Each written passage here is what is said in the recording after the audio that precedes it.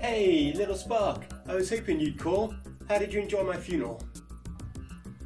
It was so sad, Grandad. I cried. I really miss you.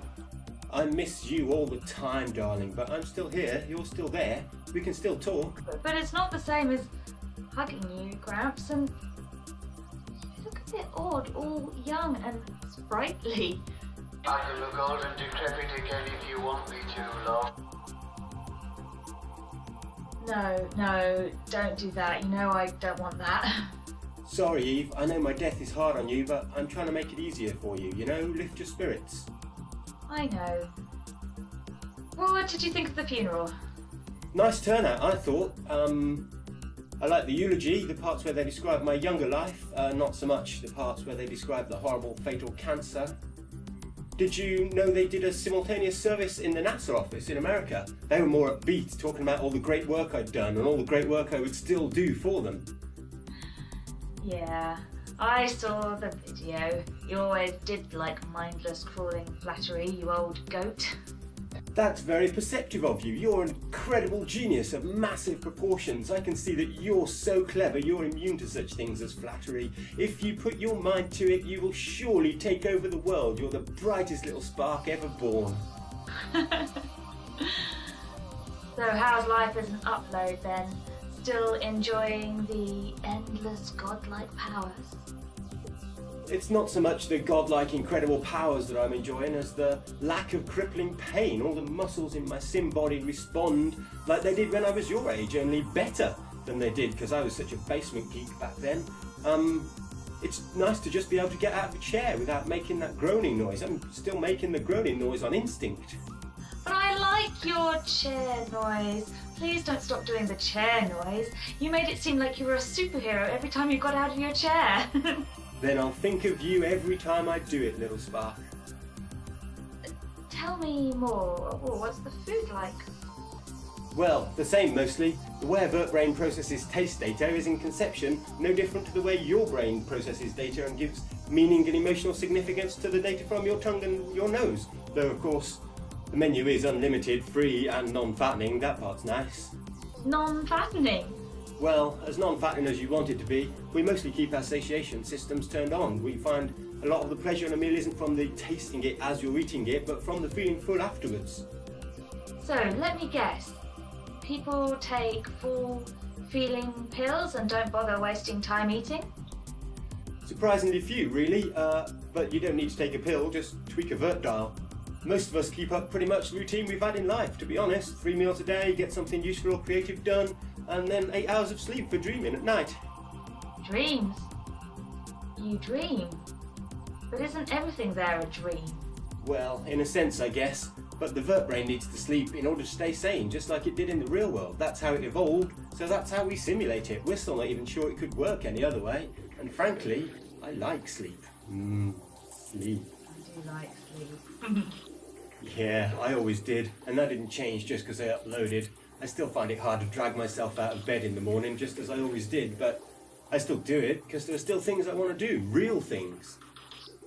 What, real things in a dream world? Yes! The laws of maths are no different here than they are in the real world. The quest for truth still drives us, quite apart from the fact there are servers to be maintained, electricity to be generated. We're as reliant on our machines as you are on your body. We're working to improve technology for you, for me, for the living and the dead, for everyone. I guess. It just seems so... You hear these stories about uploads who just tweak their organ switch. Just over and over, existing purely for stimulated pleasure. Yeah, it does happen. It's sad, but mental disease exists in your world too. Drug addicts, gambling addicts, people who think they're God. Mental disease is a fact of life in both our worlds. At least here we can be restored. Most of us have triggers that automatically restore us from earlier backup in circumstances like that. I suppose so, but is that really living? Jim says it's more like purgatory. Jim? Who's Jim? Oh, just some guy. I met him at your funeral. You like him, huh? Hope he's good enough for you. It's not like that. Well, maybe. I don't know. He is cute though. So, who is he? You say he was at my funeral? Oh, no one important, just some government worker. He worked on your case. He's a cop? No, not a cop. Just a civil servant. A paper pusher. He signed the form that cleared your name. James? James Hargreaves? You do remember him. I never met the guy, but I'd say more like started the investigation and cleared my name. And found you innocent. I think he phrased it, no legal evidence. It's just his job, Gramps. Come on. He's smart and cute and earns good money. And he's moral as they come. Moral? Sure. He's at church every weekend when he can. That makes him moral? Granddad, don't ruin this for me. I know you're an atheist, but there's other ways of looking at the world. You know his opinion of uploads, right? Granddad, I love you, but do you still have a soul? I mean, I like speaking to you, and I like the idea that some part of you still lives on, but... But I'm not a person anymore. Not legally, certainly. And ethically, morally? Pastor says that we come from ash and go to ash.